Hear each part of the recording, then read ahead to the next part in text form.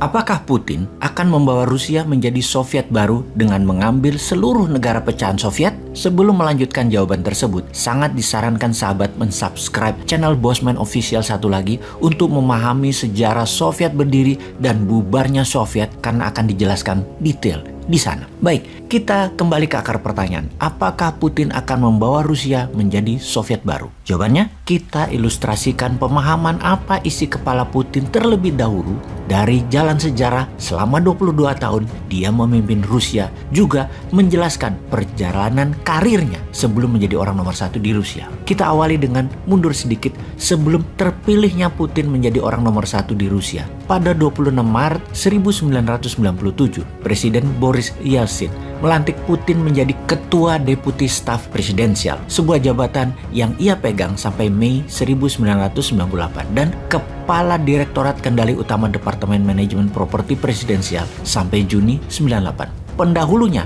pada jabatan tersebut adalah Alexei Kudrin dan penggantinya adalah Nikolai Patrushev. Keduanya adalah politikus berpengaruh pada masa depan dan orang-orang Putin saat ini. Pada tanggal 25 Juli 1998, Yeltsin menunjuk Putin sebagai direktur dari Dinas Keamanan Federal atau FSB, Badan Intelijen dan Keamanan Utama Federasi Rusia, dan sebagai penerus KGB. Baik sahabat, informasi ini adalah kata kunci penting, direktur FSB.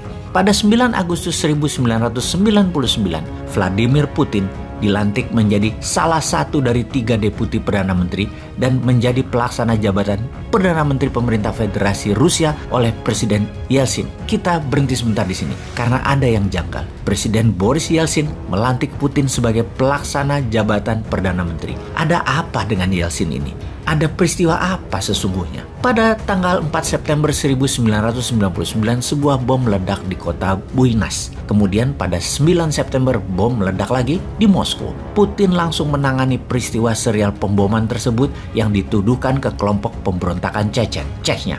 Jadi ada 2 cerita di sini kemudian.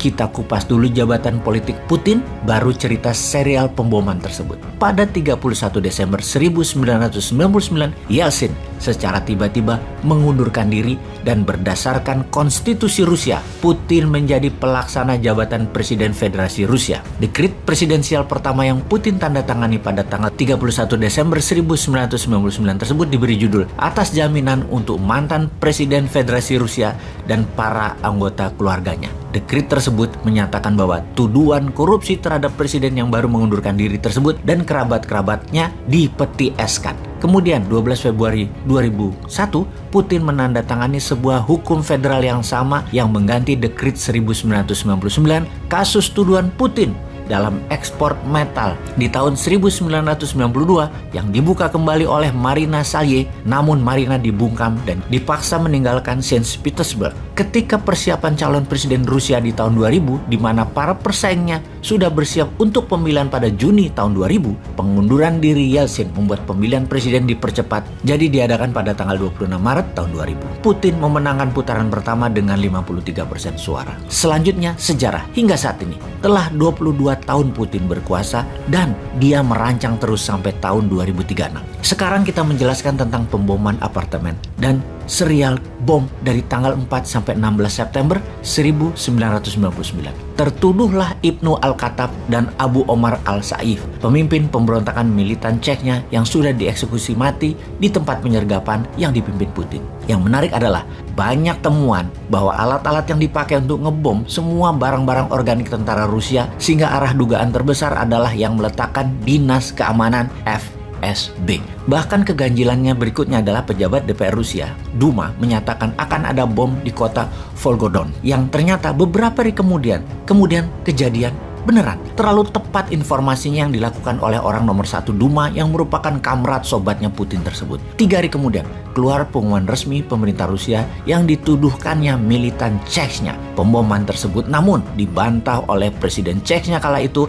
Aslan Maskhadov. Ketika banyak keanehan dalam alat-alat yang ditemukan di lapangan di sekitar apartemen Ryazan pada tanggal 22 September tersebut, maka pada tanggal 23 September Putin memerintahkan membom Grozny, kota di Chechnya yang kemudian menjadikan perang kedua di Chechnya antara Rusia dengan militan Chechnya. Pengamat intelijen menyimpulkan, Putin memang menarget gerakan pemberontakan Chechnya, dicarikan alasan untuk memberangus dengan sebuah cerita bom, dan dengan strategi yang sama dia mendapat perhatian masyarakat sebagai war hero dan mendapat simpati Yeltsin, presiden Rusia kala itu. Ketika pengalihan isu bukti lapangan di apartemen Ryazan dengan serangan ke Grozny, 3 agen FSB yang benar meletakkan bom ditangkap polisi. Kemudian tokoh yang melakukan penyidikan yang mencurigai bahwa FSB lah yang melakukan orkestra bom ini yang menjadikan Putin ketampuk kekuasaan, yaitu 2 pejabat penyidik, Yushchenko dan Yuri Sekoshikin, terbunuh.